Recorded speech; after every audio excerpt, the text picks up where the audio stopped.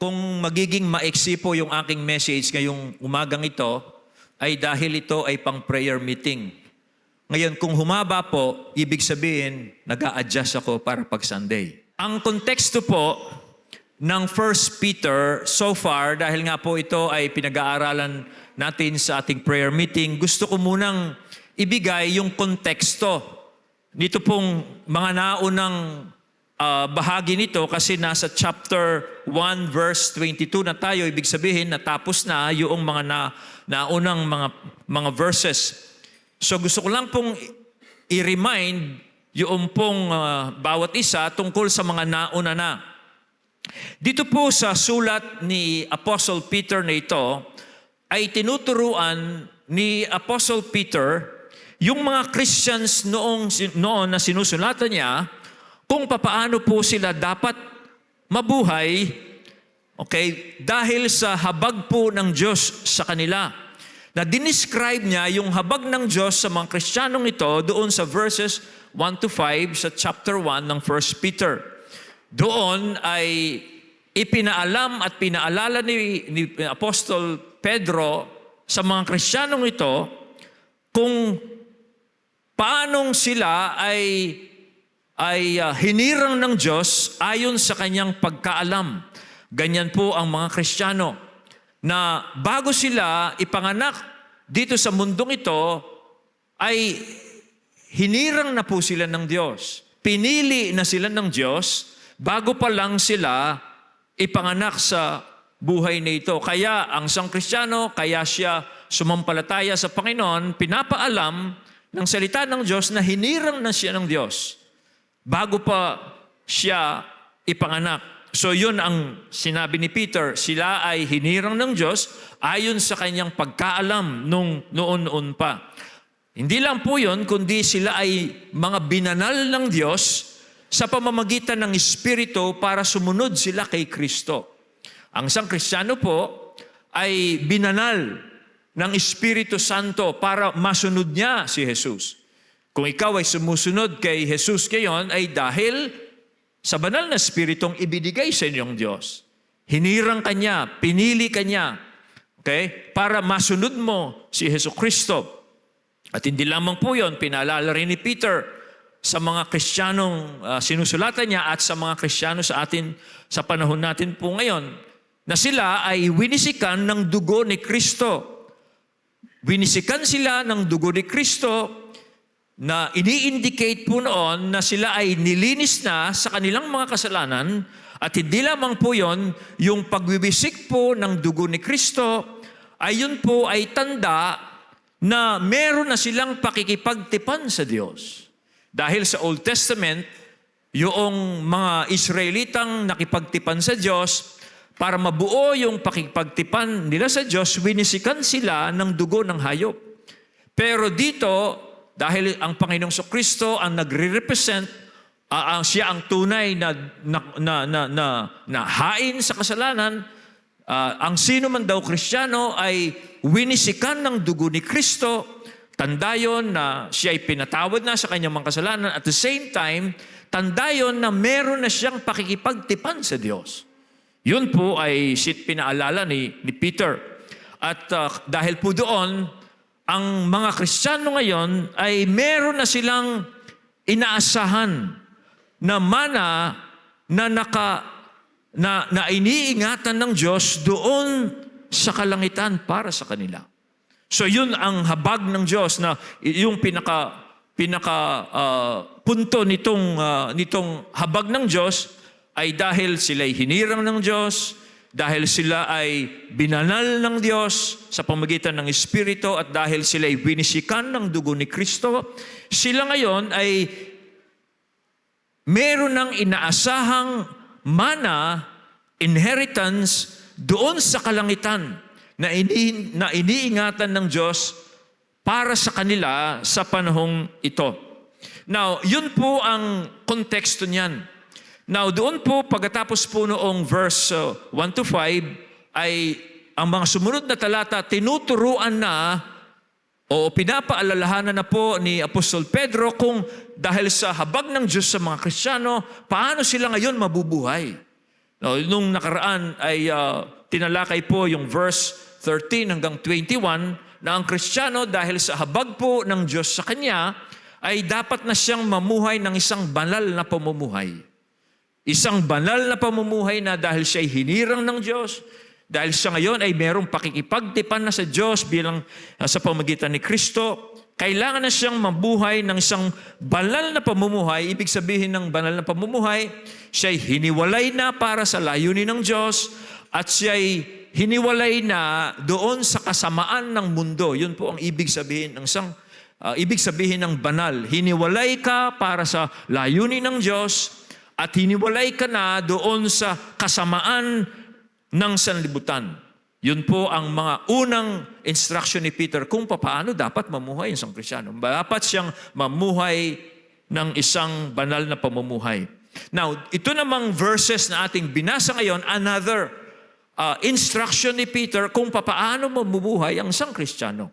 At dito naman ay, kung papansin niyo yung kanyang mga binanggit, ay ang isang Kristiyano ngayon ay dapat meron siyang tapat na pag-ibig sa bawat Kristiyano. Dapat mamuhay siya sa pag-ibig. Okay? He should live in love, particularly or specifically, he should love other Christians fervently.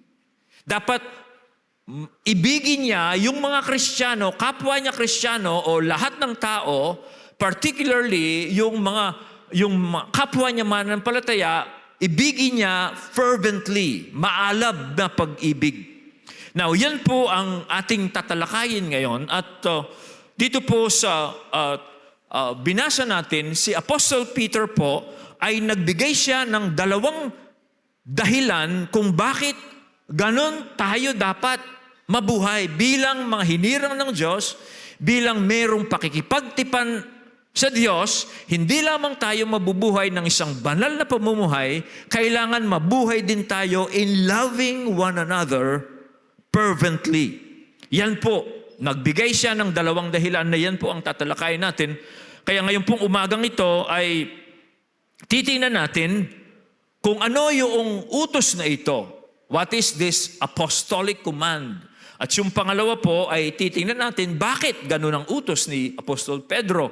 And then we will draw some applications mula po doon sa kanyang sulat. Now, gusto ko pong i-remind ng bawat isa, yung pong sinabi ni Apostle Peter dito ay lahat po ng Kristiyano in all ages, in all places, ay ito ang duty nila.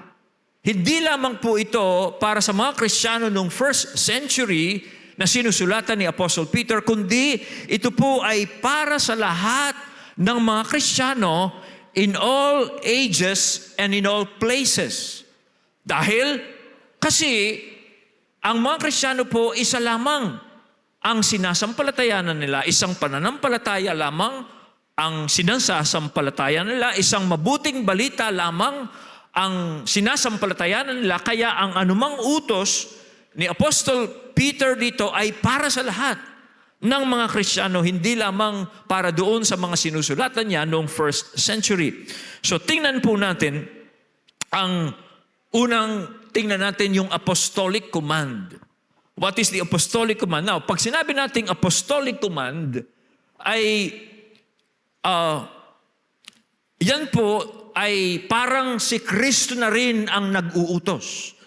Bakit? Kasi si Pedro ay ipinakilala po niya ang kanyang sarili dito sa sulat na ito na siya ay Apostle of Jesus Christ. Na pag sinabi niyang Apostle of Jesus Christ, si Peter po ay siya'y hinirang, pinili bilang apostoles. Ang apostoles, ang ibig sabihin niyan ay siya ang napiling magre-represent kay Jesus Christ. Na kung ano ang gustong sabihin ni Jesus Christ, yung apostoles niya ang magsasabi as His official representative. Kaya itong utos po ni Pedrong ito as if the Lord Jesus Himself ang nag-uutos dito. Now, ano ang apostolic command dito as if it is the command of the Lord Jesus Christ Himself? Yung pong sinabi ni Peter, love one another earnestly. Okay? Dahil kayo ay hinirang na ng Diyos, dahil kayo ay may pakikipagtipan na sa Diyos sa pamamagitan ni Kristo, ang isang duty po ng isang Christian is to love other Christians fervently. Okay? Ang love one another earnestly sa ibang translation. Sa Tagalog, maalab na pag-ibig. Ibig sabihin, hindi malanta. Okay? Hindi walang gana, kundi fervently. Ang literal meaning po ng fervently is straining to the limits of the muscle. Hanggat kaya mo, with the strength that you have, you love one another fervently. Maalab na pag-ibig, hindi basta umiibig ka sa kapwa mo o sa iyong kapatid sa pananampalataya, kundi you do it fervently. Maalab. Okay? Tulad po ng ipinapanalangin si Apostol Pedro ng mga Kristiyano nung siya'y hinuli ni Herodes, at si Herodes po ay balak niyang i-present si Apostle Peter sa mga tao. Matapos po yung piyesta noon, ay balak niyang iharap si Pedro sa mga tao at para bago niya patayin. Pero sabi ng Bible, the church was praying earnestly for Peter. Maalab nilang ipinapanalangin si Pedro dahil nga doon sa banta sa kanyang buhay, ganon ang sinasabi sa salita ng Diyos. Ganon ang pag-ibig. Kung papaanong si Peter ay pinanalangin ng maalab na pananalangin, ganon din tayo dapat magmahalan sa isa't isa. Maalab, fervently. Ganon din po yung salitang ginamit ni Evangelist Luke nung si Jesus Christ ay nasa Garden of Gethsemane, na dahil alam ng Panginoong Jesus ang mangyayari sa kanya that night, sabi ng Bible, He prayed fervently. He prayed earnestly. Si Jesus naman ang nagpipray dito. Ganon din. No, nanalangin po siyang maalab na pananalangin na sabi ng Bible na sa kanyang matinding pananalangin ng Panginoon ay pinawisan ng dugo because he was praying fervently. Ganon din klase ng pag-ibig. That is the apostolic command. Yung pag-ibigan po natin sa isa't isa ay dapat pong fervently. Ito ang sabi ng Panginoon, you love one another just as I have loved you. Ganon po tayo dapat magmahalan. Tulad ng pag-ibig po ni Kristo sa atin. Paano tayo inibig ni Kristo? He gave His whole life. Ibinigay po ni Kristo ang kanyang buhay, ang kanyang buong buhay para po sa ating kaligtasan. Ganon daw po tayo magmahalan. Okay, ayan po ang apostolic command. Now, bakit? Bakit po ganon tayo inutusang magmahalan sa isa't isa? Now, kung papansinin po ninyo yung pagkasulat noon pong apostolic command na yon, yun po ay nakasandwich. Nasa pagitan po siya ng dalawang ginawa ng Diyos sa bawat Kristiyano. Okay? Merong dalawang ginawa ang Diyos para sa mga Kristiyano, at yung pong apostolic command na yon ay nakasandwich. Nasa pagitan po nung dalawang great acts of God na kanyang ginawa para sa mga Kristiyano. Okay? Ano yung dalawang ginawa ng Diyos para sa mga Kristiyano? Una, sabi ni Peter, nilinis na raw ang kanilang kaluluwa o yung kanilang buong pagkatao. That is the first reason. Dahil nilinis na raw po ng Diyos, ang isang Kristiyano, nilinis na ang kanyang buong pagkatao. Yung kanyang kaluluwa. At yung pangalawang dahilan ay dahil daw po naipanganak na muli ang isang Kristiyano. Okay? Naipanganak na siyang muli. Nagkaroon siya ng born-again experience. At yun po yung dalawang dahilan kung bakit dapat ang mga Kristiyano ay magmahalan ng buong sigasig. Okay? Nilinis na sa kanilang pamumuhay at sila'y ipinanganak ng muli ng Espiritu ng Diyos. Kaya mababasa natin yung talatang 22. Okay? Sabi dito, ngayong nilinis na kayo dahil sa inyong pagsunod sa katotohanan at naghahari na sa inyo ang tapat na pag-iibigan bilang magkakapatid, ito ang utos, naway maging maalab at taos sa puso ang inyong pagmamahalan.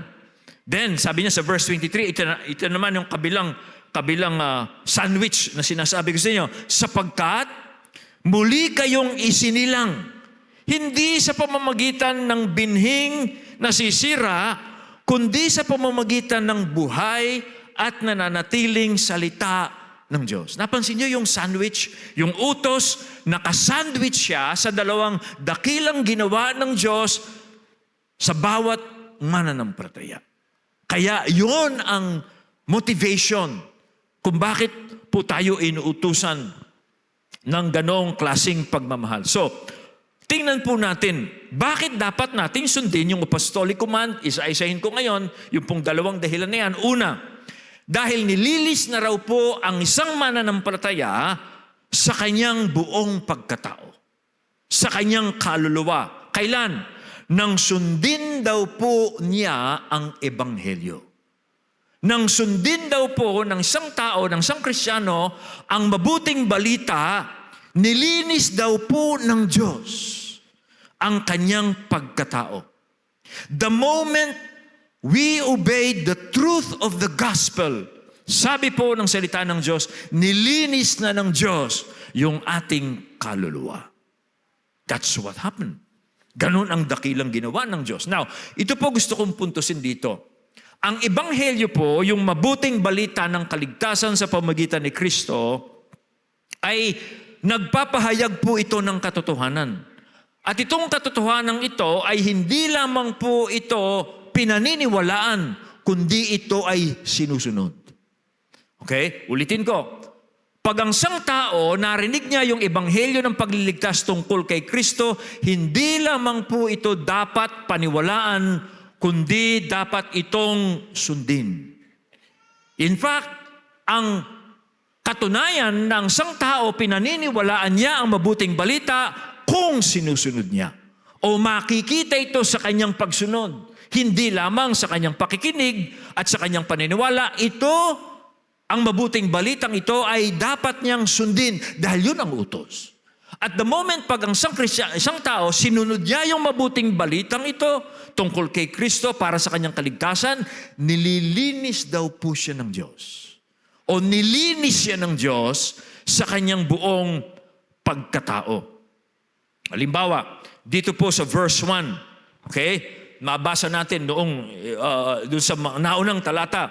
Tayo raw po ay binalal ng Espiritu ng Diyos upang sundin si Jesucristo. Kaya binanal tayo ng Diyos sa pamamagitan ng Espiritu Santo para sundin natin si Jesus. Hindi lamang para paniwalaan natin si Jesus, kundi para sundin natin si Jesus. At doon naman sa Roma 1:5, sabi ni Apostol San Pablo, ginawa raw po siyang apostol upang akayin sa pagsunod ang mga hentil na naaayon sa pananampalataya. Napansin nyo? Ginawang apostol si Apostol Pablo para daw akayin ang mga hentil, yung mga Gentiles, tayo po yun, na sundin nila ang mabuting balita na naaayon sa pananampalataya. So, ibig sabihin, kung sasampalataya ka sa Ebanghelyo, kailangan sundin mo ang Ebanghelyo. Hindi lamang paniniwalaan, kundi susundin. At doon sa 2 Thessalonians 1:8, ay si Apostol Pablo rin po ang nagsabi, parurusahan daw po ang lahat ng hindi kumikilala sa Diyos at hindi sumusunod sa magandang balita ng Panginoong Hesus. So ang judgment ay nababatay hindi lamang doon sa paniniwala sa Ebanghelyo, kundi kung ito ba ay matapos marinig, mapaniwalaan, ito ba'y sinusunod? Ang judgment ay nandoon sa hindi pagsunod. Pag ang isang tao narinig niya yung Ebanghelyo tungkol kay Kristo, narinig niya, sabihin niyang pinaniniwalaan ko yan, pero hindi niya sinusunod ito, he will be judged. Hahatulan din siya. Okay? Kanya po dito sinasabi, Ang Ebanghelyo, merong katotohanan yan. Pag narinig mo yan, dapat mong paniwalaan at maipakita mo ang iyong paniniwala sa iyong pagsunod doon sa Ebanghelyo. Dahil po mga kapatid, ang panawagan po kasi ng Ebanghelyo ay pinasusunod.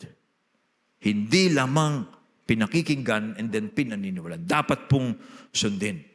At the moment naman na sinunod mo yung panawagan ng Ebanghelyo, sabi po ng salita ng Diyos, nililinis daw natin ang buong pagkataon natin. Yung buong kaluluwa raw po natin. Lahat daw po ng karumihan natin, nililinis ng Diyos. Ayon sa Ebanghelyo. Okay? So yun po ang makita natin, dahil nilinis na raw po ang ating kaluluwa ngayon, maiibig na natin ang ating kapwa, lalong-lalo na yung kapwa mananampalataya kay Kristo. Dahil nalinis na ang ating kaluluwa, posible na ibigin mo ang iyong kapwa, lalong-lalo na ang kapwa Kristiyano. Kaya sabi po sa talata, naghahari na sa inyo ang tapat na pag-iibigan bilang magkakapatid. Bakit? Dahil nilinis na kayo. Kaya ngayon naghahari na raw yung tapat na pag-iibigan bilang magkakapatid. Hindi ho ba totoo na hindi natin maibig ng tapat ang ating kapwa kung hindi tayo malinis? Dahil meron tayong mga makasaraling motibo sa pag-ibig natin sa kapwa. Kaya natin iniibig yung ating kapwa dahil meron tayong pansarili, makasariling motibo, kaya iibigin natin yan. Okay? Hindi ba ganyan? At dahil doon, hindi natin maibig ng tapat. Merong limitasyon yung ating pag-ibig batay sa ating motibo. Okay? Kaya natin iibigin yung boss natin kasi nagsumisip-sip tayo. Kaya natin iibigin yung isang tao dahil meron tayong mautangan natin. Kaya iibigin natin yung ibang tao dahil meron tayong kailangan na maibibigay niya. Merong pansariling motibo. Kaya hindi natin maibig ng tapat mula sa puso. Kailangang malinis tayo doon. Okay? At yun po ang nangyayari. Pag naniwala tayo sa Ebanghelyo, okay, nalilinis yung ating motibo, kaya pwede nang ibigin yung ating kapwa. Kahit na wala tayong makukuha sa kanila, iibigin natin sila. Dahil nilinis na tayo at yun ay inuutos sa atin ng Diyos. Huwag nating gagamitin yung ating kapwa. Okay, yun po ang nangyayari sa atin. Kaya ang utos nasa basis ng cleanliness. Nasa basis po ng cleanliness. Yung apostolic command, love one another fervently because you have been cleansed. When you obey the word of truth, mag-ibigan kayo sa isa't isa ng buong alab mula sa dalisay na puso. It is now possible. Posible na po yan. Now, kanya yung pong apostolic command, now you can stretch to the limits. Pwede mo nang ibigin ang iyong kapwa, lalong-lalo na yung kapwa mo mananampalataya to the limits. Tulad ni Kristo. Okay? Na handa niyang ibigay ang sarili niya para sa atin. So we can also do that. We can stretch to the limits. Pwede na po yun. Dahil nga po, nalinis na yung ating mga kaluluwa nung sundin natin ang mensahe ng Ebanghelyo. Now, meron pa pong pangalawang dahilan. So yung una nilinis tayo, yung pangalawang dahilan ay ito. Ipinanganak na raw tayong muli. Okay? That is the second reason. Okay? Ipinanganak na tayong muli ng salita ng Ebanghelyo. Dito makita natin, yung Ebanghelyo, hindi lamang tayo nililinis, kundi ipinanganganak tayong muli. Okay? Kaya po, yun ang pangalawang dahilan. Basahin ko po yung verse 23. Ipinanganak na kayong muli, hindi ng binhing nasisira, kundi ng walang kasiraan, sa pamamagitan ng buhay at nananatiling salita ng Diyos. So pwede na raw pong ibigin ang ating kapwa ng buong katapatan at wala ng selfish motives. Una, dahil ipinanganak na raw po tayong muli. Yan ang sinasabi. Dahil ipinanganak na kayong muli. Again, doon sa verse 3 ng chapter 1, nagre-repair po ako doon kasi nadaanan natin yan sa ating series, sa ating prayer meeting. Doon sa verse 3, sinabi po ni Pedro na ang mga sumasampalataya kay Kristo ay ipinanganak na raw po silang muli sa isang buhay na pag-asa ng buhay ng Diyos si Kristo sa mga patay.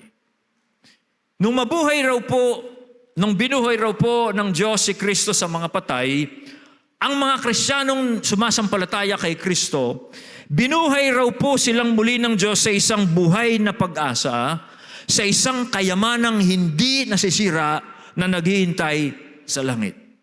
Isang kayamanang walang kupas, isang kayamanang walang kasiraan, isang kayamanang walang dungis. Dinescribe ni Peter doon. Kaya ang Kristiyano, meron na siyang future na inaasahan. At yun po ang dahilan. In fact, sabi pa ni Peter, dahil ang mga Kristiyano ay ipinanganak na sa isang bagong pag-asa, sa isang kayamanang naghihintay sa langit, ay dapat nilang papurihan at pasalamatan ng Diyos. Kasi yung future nila is secure na. Okay? Yun ang sinasabi ni Peter. Secure na ang future ng siyang mananampalataya. Kaya yung siyang Kristiyano, yung kanyang security ay hindi na sa mundong ito. Kundi ang Kristiyano, ang security niya ay nasa future, which is actually the real security. Dito sa buhay pong ito, walang seguridad. Okay? Gaano man kayaman ang isang tao dito, gaano man po siya marakalya pibanjan nga napin king Kapampangan, maraming pag-aari, sabi niya, ay walang kasiguruhan ng tao dito. Ang tunay na security po ng tao is afterlife. Kung ano ang meron ka after death, that is real security. Sa buhay nito, walang seguridad. Lately lang, ilan po ang namatay na kilala natin? Walang security. Gaano man kayaman yung taong ito, gaano man kakapangyarihan yung taong ito, the moment that person dies, that's the end of it. Pero ang mga Kristiyano, sabi ni Peter, ipinanganak silang muli sa isang buhay na pag-asa, sa isang kayamanang naghihintay sa kanila, kayamanang walang dungis, walang kapintasan. At ito ay iniingatan ng Diyos para sa kanila. Doon po sa kalangitan. Kaya sabi ni Peter, kailangan ninyong pasalamatan ng Diyos dahil future inheritance ninyo, kailangan ninyong pasalamatan, kailangan ninyong papurihan ng Diyos. At dahil po doon, dahil secured na ang future ng Kristiyano ayon sa security ng Diyos, pwede na siyang umibig ng buong katapatan sa tao. Now, pag-iisipan po nito mga kapatid, hindi ho ba ang isang taong secure na yung kanyang future nagiging generous? Hindi ba ganyan? Pag ang isang tao, secured siya sa kanyang future, madali siyang maging generous sa ibang tao. Okay? Papansin niyo, ang mga Kristiyano ganyan. Dahil alam nila, mahal sila ng Diyos, at secure na yung kanyang future, ang mga Kristiyano, they are vulnerably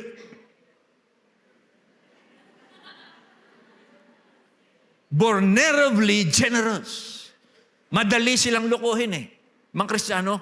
Kasi mababait. Bakit sila mababait? Bakit sila generous? Because they know that they have a secure future.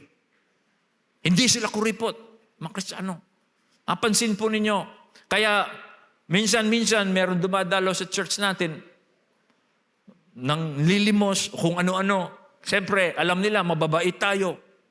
We're secured kasi. A secured person is a generous person. Kaya pinapaalala ni Apostle Peter, meron na kayong kayamanan sa langit and then now you can be generous. Okay? In fact, sabi ni Jesus Christ, you sell what you have and give to the poor because you have treasure in heaven. Yun po ang sinasabi niya. Kaya tayo ay minsan pwede tayong pagsamantalahan Dahil mabait tayo. No? Hindi tayo nagbibigay dahil meron tayong makukuha. We just want to give. We just want to help without any ulterior motives. Yun ay katunayan na talagang pinanganak ng muli ang isang tao. Yung kanyang selfishness, do yun po ay minsan lumalabas, napagtatagumpayan niya. Okay? Paringgan mo lang ang Kristiyano, bumibigay na yan eh. Because they're generous. Isecure na po ang kanilang future. So yun po ang una. Now, ipinanganak na muli. Yung pangalawang dahilan po dito ay ito. Yung instrumentong ginamit ng Diyos sa kapanganakang muli ng isang Kristiyano. That's the other reason. Kung bakit pwede na silang maging maalab sa pag-ibig dahil po sa instrumentong ginamit ng Diyos sa kapanganakang muli ng isang Kristiyano. Sabi po sa verse 23, ipinanganak na kayong muli, hindi ng binhing nasisira, kundi ng walang kasiraan, sa pamamagitan ng buhay at nananatiling salita ng Diyos. Now, pansinin nyo, dalawang paghahambing po ang ginamit ni Apostol Pedro dito sa salita ng Ebanghelyo. Meron siyang dalawang comparison. Kinumpare niya yung gospel, yung the word of the gospel in two things. Una, doon po sa binhi. Kinumpare niya yung salita ng Ebanghelyo sa binhi. Okay? Yung pong literal word po sa binhi is sperma. Sperma. Yung binhi ng gagaling sa lalaki na dapat sumama sa binhi ng babae, sperma. Yun po ang salitang ginamit po dito sa original translation. And sperma means the seed of life and reproduction. Yun po ang ibig sabihin niyan. Now, sinabi ni Pedro, kayo'y ipinanganak ng muli, hindi sa binhi, sperma, hindi sa binhing nasisira. Okay? Now, pansin niyo po nito mga kapatid. Dahil po sa kasalanan, ang anumang human offspring mamamatay. Anumang ipinanganak ng tao ay mamamatay. Kasi yung binhing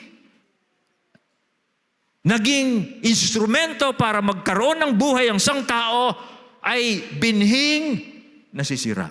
Because it is a human seed.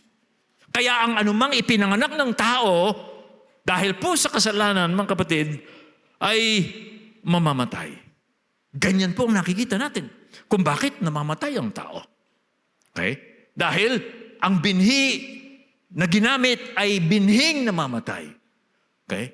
Namamatay ang tao. That's the reason why people dies. Pero ang ginamit daw ng Diyos para ipanganak ng muli ang isang Kristiyano ay hindi raw po yung binhing namamatay, kundi, sabi diyan, binhing hindi nasisira. It is an imperishable seed. Okay? Nang ang mananampalataya, yan daw po ang ginamit ng Diyos.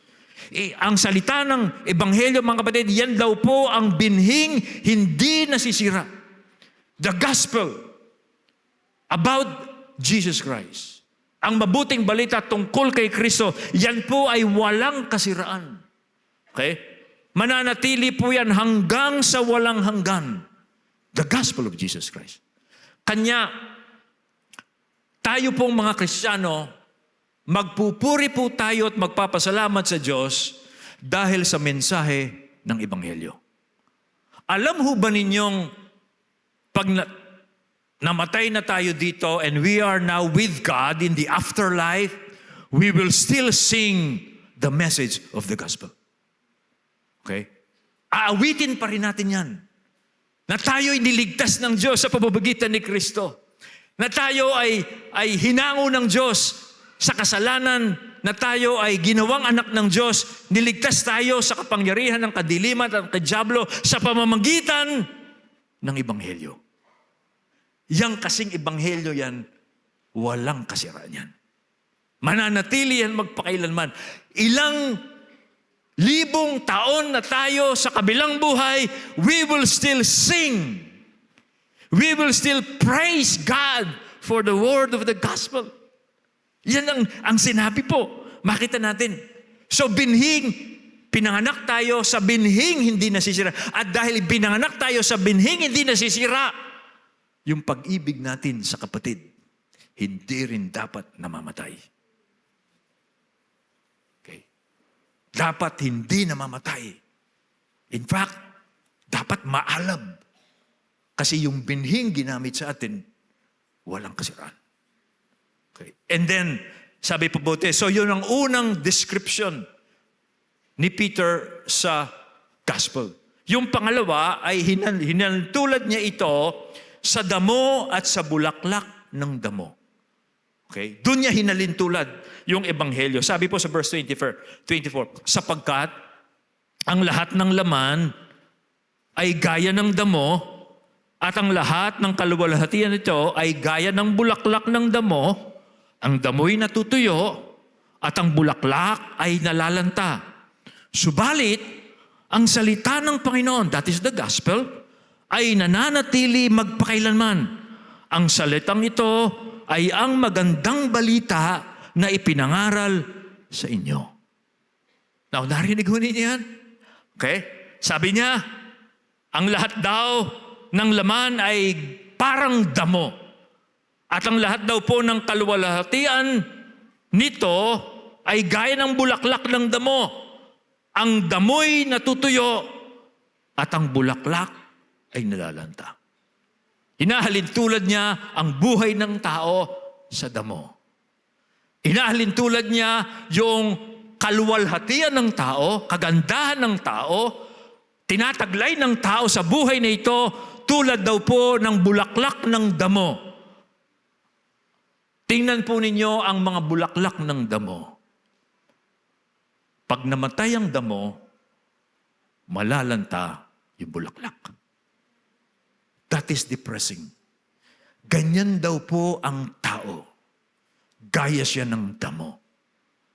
At anumang kaluwalhati ang meron siya, yun ang bulaklak ng damo, yung kaluwalhati ng tao, ang kanyang kayamanan, ang kanyang karangalan, anumang meron ng tao na pwede niyang ipagmalaki, yan ang tinutukoy nung bulaklak ng damo. Pag namatay po ang tao, lahat ng yan mamamatay na tulad niya. Alam ho ninyo, napatunayan ko ito sa mga nakaraang linggo.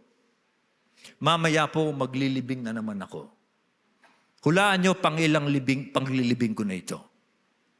Sa mga nakaraang linggo po, siguro ang nailibing ko na, hindi bababa sa 5. Mamaya, ilan na? 6 na raw, sabi ng misis ko. 6 na ang ililibing ko.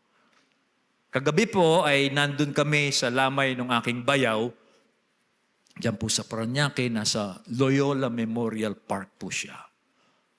Kami ang nag-conduct, yung EB family clan, kami po ang nag-conduct ng service. I realize, ang iksi ng buhay. At walang nakakatiyak sa buhay. Kamakailan lang yung kapitan ng poblasyon ay namatay. Walang nakakaalam. Okay? Dito sa kapitbahay natin, merong kabataan dito, 40 years old, namatay. At anong nangyayari sa kamatayan? Anumang dangal, anumang yaman, anumang pinagmamalaki ng tao na meron siya ngayon, pagdating ng kamatayan, gaano man siya kayaman, anumang pag-aari ang nasa kanyang pangalan, mawawala lahat. Yun ang sinasabing, ang laman ay tulad ng damo. At ang kaluwalhatian ng damo ay, ang kaluwalhatian ng tao ay tulad ng kaluwalhatian ng damo. Mamamatay. The moment na mamatay, that's it. Tapos na. Tsugi na, tapos na. Kaano man kayaman. In fact, maraming tao mamamatay sila, hindi nila naubos yung kayamanan nila. Marami pang pera sa bangko, marami pang investment yan. Hindi nila mauubos yan. Pero the moment they die, they will leave everything. Just think of this. Isipin natin ito. Kaya maganda nasa church pinapaalala ito Kung nasa mall ka niyan, enjoy ka lang sa buhay. Tapos hanggang take ka na lang. Hindi mo rin alam. Kasi bihira ang taong nag-iisip sa kamatayan. They want to enjoy life. But the fact is, this is the bad news. This is depressing. The fact is, no matter how rich, how powerful a person is, he's like the grass in the field. And its glory like the flower of the grass. Nalalanta. Mamamatay. Depressing. Pero, anong mananatili? Well, ayon sa talata, ang mananatili ay ang salita ng Diyos. The gospel. Ang salita po ng Diyos ang mananatili. At ang salita ng Diyos, ito po ang magbibigay ng dangal sa tao. Ang salita ng Diyos. Okay?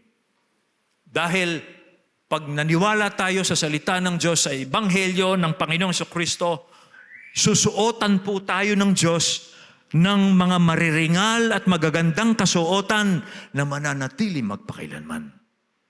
Yan ang mensahe ng Ebanghelyo. Yun ang good news. Ang bad news, all flesh is like grass, and the glory of grass will fade away. But the good news is, the Word of God lives forever. Yan ang hindi mo pwedeng patayin at hindi yan mamamatay. At pag ang sino mang tao naniwala siya sa Ebanghelyo, susuotan siya ng Diyos ng mga mariringal, magagandang mga damit na hindi mamamatay. Mananatili sa Kanya until the afterlife. Sabi ng Bible, ang ating katawang nabubulok, papalitan ng hindi nabubulok. At ang katawang namamatay ay mapapalitan ng katawang hindi mamamatay. Yung katawang walang karangalan at mahina, ng ilibing, marangal at malakas sa muling pagkabuhay, yun ang hindi mamamatay. Okay? That's good news. No? Yun daw, katawang nabubulok, at the resurrection, it will be raised na hindi nabubulok. Okay? Yung katawan daw na namamatay, papalitan daw ng katawang hindi mamamatay. At yung katawan daw na walang dangal, mahina, ng ilibing, marangal, malakas sa muling pagkabuhay. Okay? That is the good news. Okay? Meron po akong mga quotable quotes. I want to share some of my quotable quotes. Lahat ng bagay sa kamatayan iiwan. Ngunit sa salita ng Diyos, ako'y nananahan. Ulitin ko po. These are my quotable quotes. Personal po ito para sa akin. Napagtanto ko na po ito dahil ako'y 66 years old this year. Death is just around the corner. At this is how I comfort myself. Kasi knowing I will leave everything and you will leave everything, you have something to hold on. Dapat meron kayong panghahawakan, hindi lamang sa buhay nito, kundi sa buhay, sa kabilang buhay. Kaya anong quotable quote ko? Lahat ng bagay sa kamatayan iiwan. Ngunit sa salita ng Diyos, ako'y nananahan.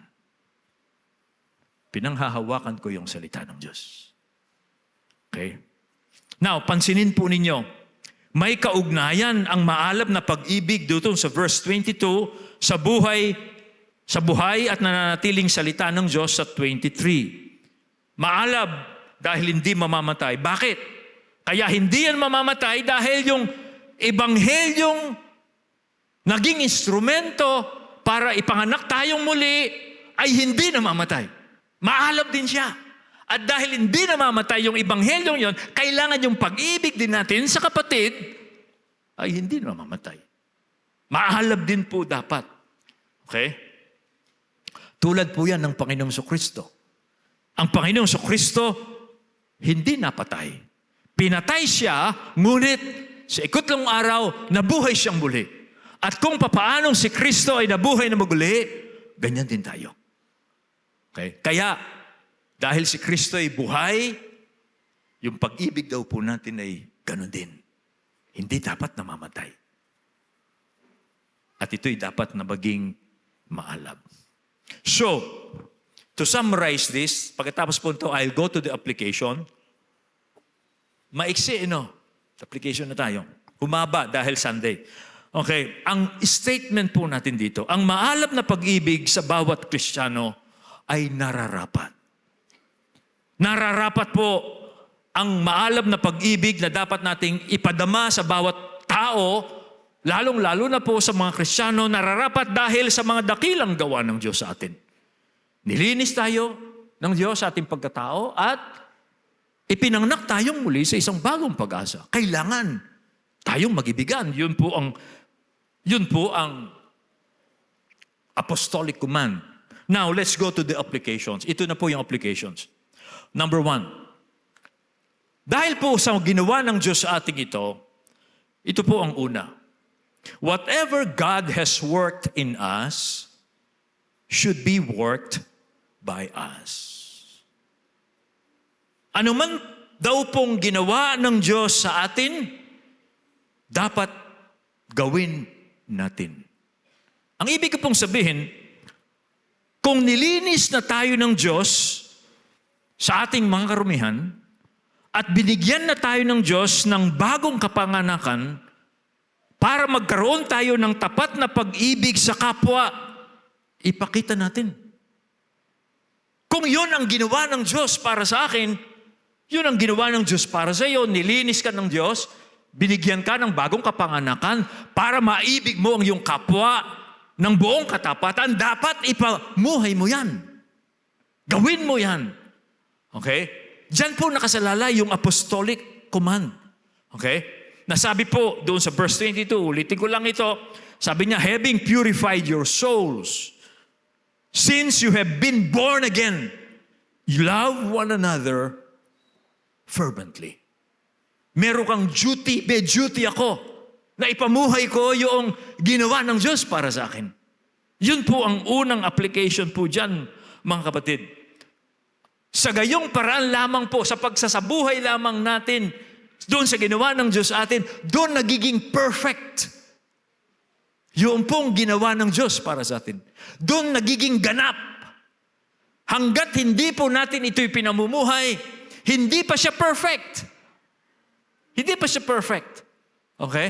Kailangang ipamuhay natin, ipadama natin yung maalam na pag-ibig dahil ginawa yun ng Diyos sa atin, and then when we are doing that, nagiging perfect. Yung ginawa ng Diyos para sa atin. Tulad po nito, pakikita ko sa inyo, illustrate ko sa inyo. Tulad po yan ng isang picture na hindi dinevelop. Pag hindi dinevelop ang picture, alam niyo yung Kodak film? Pag kumuha ka ng picture, hindi mo pinadevelop, tawag dyan negative. Pag hindi mo pinadevelop yan, hindi pa perfect yan. Ang film, kinuhanan mo ng picture, kailangan mong i-develop para ma-appreciate mo. Ganyan din ang salita ng Diyos. Dahil sa ginawa ng Diyos sa atin, nilinis tayo, binigyan tayo ng bagong kapanganakan, kailangan mong ipamuhay yan dahil yan ang ginawa ng Diyos. And then, pag ginawa mo yan, doon lamang siya nagiging perfect. Doon lamang ma-appreciate. Kanya po, pag isang Kristiyano, hindi niya ginagawa yung ginawa ng Diyos sa kanya, wala pang saysayan. Alam niyo kung ano ang pinakapangit sa Kristiyano? Masungit na Kristiyano. Ang pinakapangit na Kristiyano ay yung masamang ugaling Kristiyano. Parang yung negative, tingnan niyo yung picture, ang pangit. Pag ang isang tao sinasabi niyang Kristiyano siya, Sinabi niyang nilinis ako ng Diyos, pinanganak ako muli, pero masama ang ugali niya. Pangit yun. Parang negative. Bakit? Hindi na didevelop eh. Kasi madidevelop lang yan pag ipinamumuhay mo yan. Kaya sinabi ni Pedro, ngayong nilinis na kayo ng Diyos, ngayong ipinangnak na kayong muli para tapat niyong ibigin ng iyong kapatid, ngayon mag-ibigan kayo ng maalab na pag-ibig. So you need to apply it or else it will not be perfect. Kaya kailangan mong i-develop. Click mo. Ayun. Doon mo ma-appreciate. Doon mo makikita ang ginawa ng Diyos sa buhay ng isang Kristiyano. Larawan na maliwanag. Pero pag hindi niya pinamumuhay, sinasabi niyang Kristiyano siya, ang pangit tingnan. Kristiyano ka pa naman, ganyan ang ugali mo. Ang pangit ng ugali mo. Hindi ko nakikita sa iyo ang sinasabi mo. Parang ganyan. Kaya anumang ginawa ng Diyos para sa atin, ipamuhay natin. Doon lamang siya nagiging perfect. Doon lamang siya nakikita, nagiging ganap sa ating buhay. Ito po ang sabi ng Diyos, salita ng Diyos, walang nakakita kailanman sa Diyos. Kung tayo'y nag-iibigan sa isa't isa, ang Diyos ay nananatili sa atin at ang kanyang pag-ibig ay nagiging sakdal sa atin. Kailan nagiging sakdal, perfect, ang pag-ibig ng Diyos? Pag nag-iibigan tayo sa isa't isa. Paano mong masasabing iniibig ka ng Diyos, hindi mo iniibig ang iyong kapwa? Hindi ko nakikita sa iyo ang pag-ibig ng Diyos. Kasi nagiging sakdal lamang, nakikita lamang ang pag-ibig ng Diyos sa akin kung iniibig ko ang aking kapwa. Yan po ang sinasabi. No perfection, no without application. There is no perfection without application. Paano mong masasabing nilinis ka ng Diyos na ipinanganak kang muli kung hindi mo maibig ang iyong kapatid sa pananampalataya? Paano masasabing pinanganak kang muli kung may hinanakit ka sa iyong kapwa, sa iyong kapatid? Hindi mo siya mapatawad, hindi mo siya makausap, at maraming bagay na hindi mo magawa sa kanya. Paano masasabing nilinis ka ng Diyos? Nagtatanim ka, hindi ka nagpapatawad, hindi mo makausap. Paano mong masasabing nilinis ka ng Diyos? Paano masasabing ipinanganak ka muli ng Diyos? Okay? Kailangan i-develop. Ipakita. Ipamuhay. So that is the first point. Whatever God has worked in us, we should be whatever God has worked in us should be worked by us. That makes God's work in us perfect. Okay. So, yung pangalawang application natin. Ang pag-ibig po ng Diyos sa atin ay dapat makita sa pag-ibig natin sa kapwa. That's the second application. Lalo na po sa kapwa mananampalataya. Dito po tayo siguro maaring kulang. Dito sa pagpapadama natin ng pag-ibig sa ating kapwa.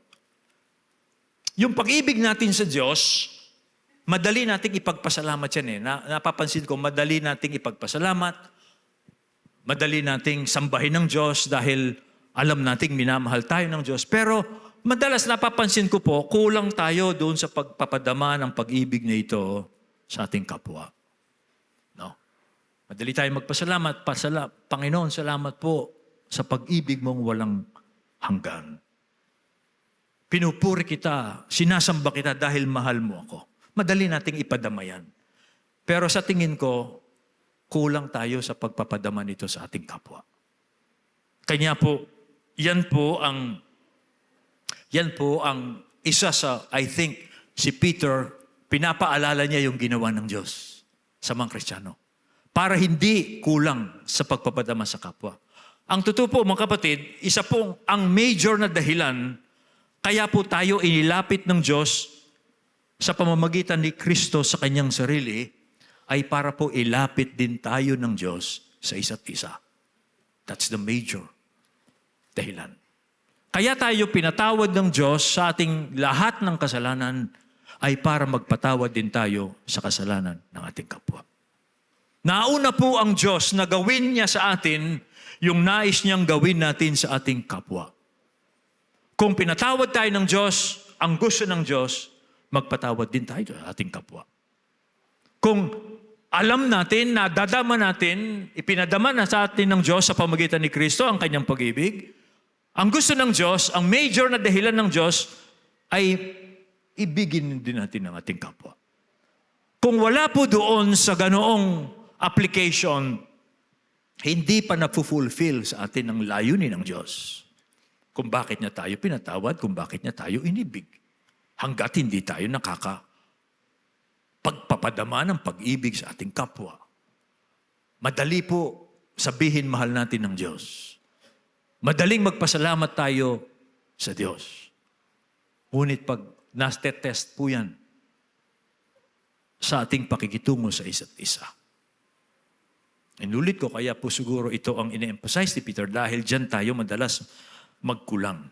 Sabi po ng Bible, tayo'y umiibig sapagkat siya ang unang umibig sa atin. Ang tao po kasing nakakaalam, nadarama niya ang pag-ibig ng Diyos sa kanya sa pamamagitan ni Kristo, madali pong umibig sa kapwa.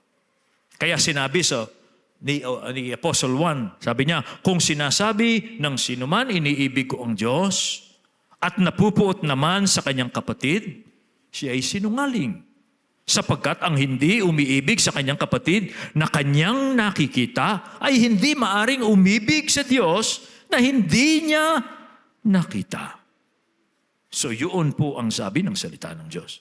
Kung tunay nating iniibig ang Diyos, gusto po ng Diyos ibigin natin ang ating kapwa.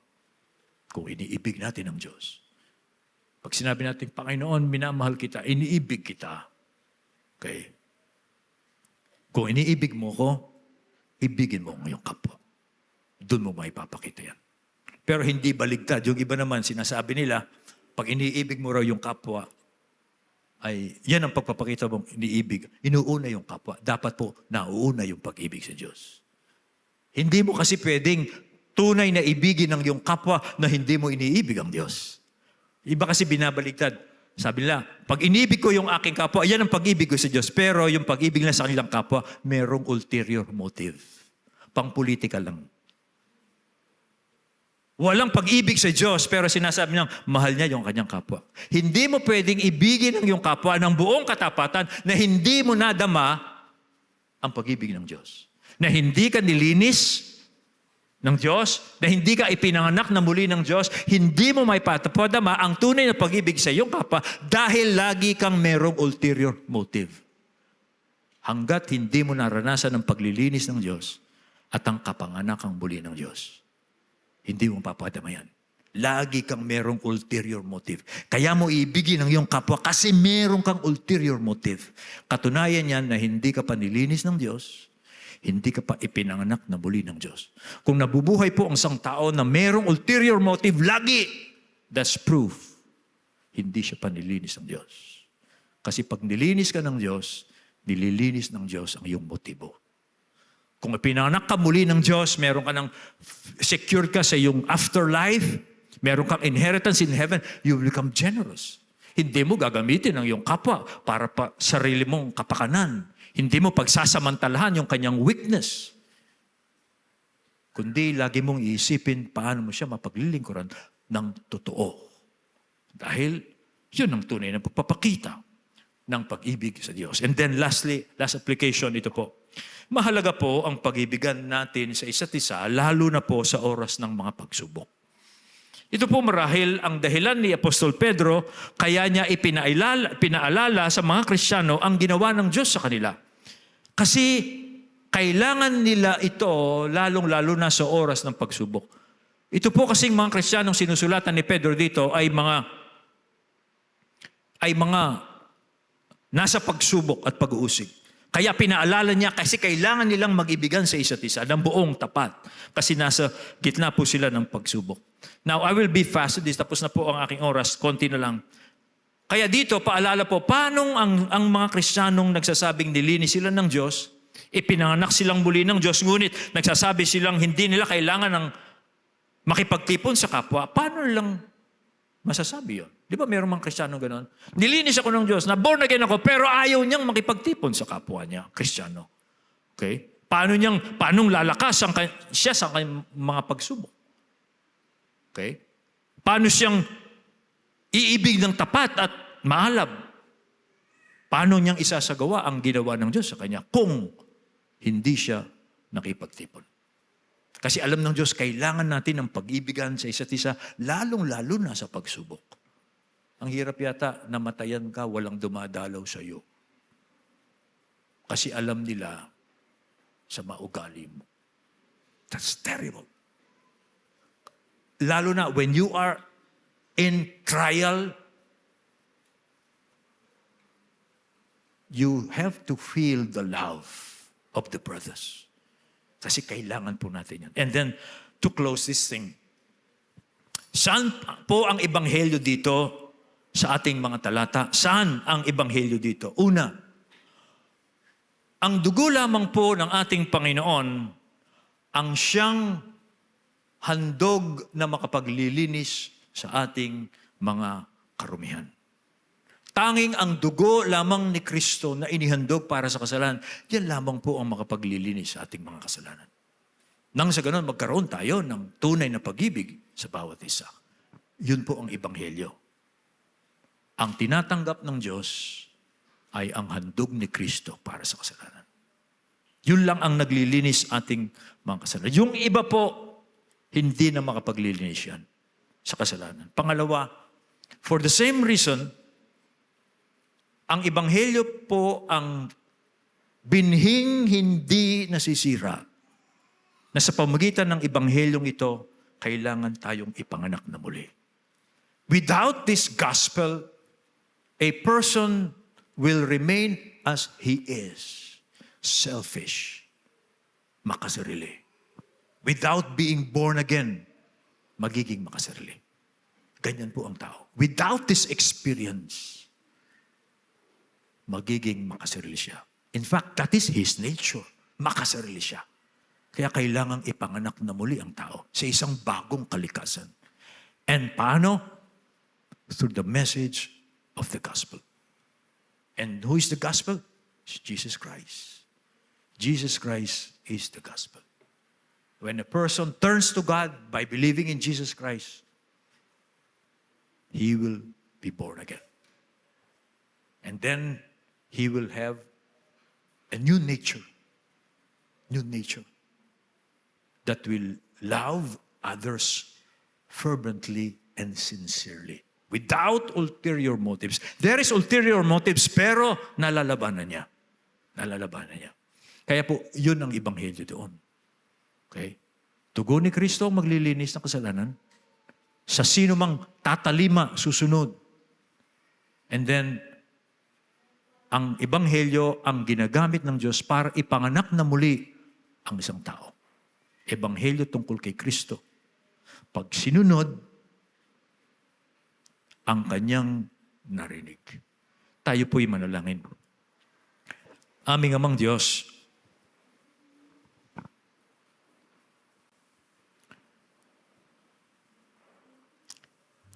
kayo po ang unang nagpadama ng inyong pag-ibig sa amin.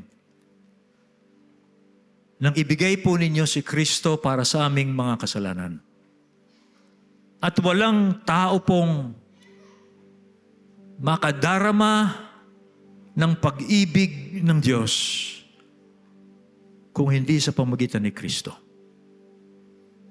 Kaya kami po na nadarama ang pag-ibig ng Diyos dahil nalaman namin ang mabuting balita kay Kristo.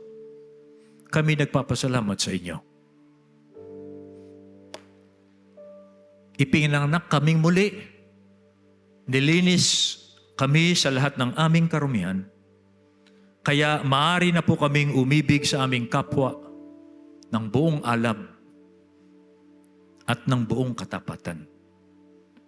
O Diyos, ipamuhay namin ang mga ginawa ninyo para sa amin. Dahil nagiging ganap lamang ito. Nagiging perfect lamang ito pag ginagawa namin sa aming pang-araw-araw na buhay. Salamat po, O Diyos, na meron po kaming inheritance, mana, hindi nasisira, hindi nabubulok, mananatili magpakailanman sa salita ng Ebanghelyo. At ito po ang aming inaasahan. At dahil po dito'y nais ninyo na mamuhay kami in love, forgiving one another, accepting one another, serving one another. Kaya po, salamat po, O Diyos, sa mga ginawa po niyo sa aming mga buhay. We praise you and we give you thanks for Jesus Christ our Lord. Amen.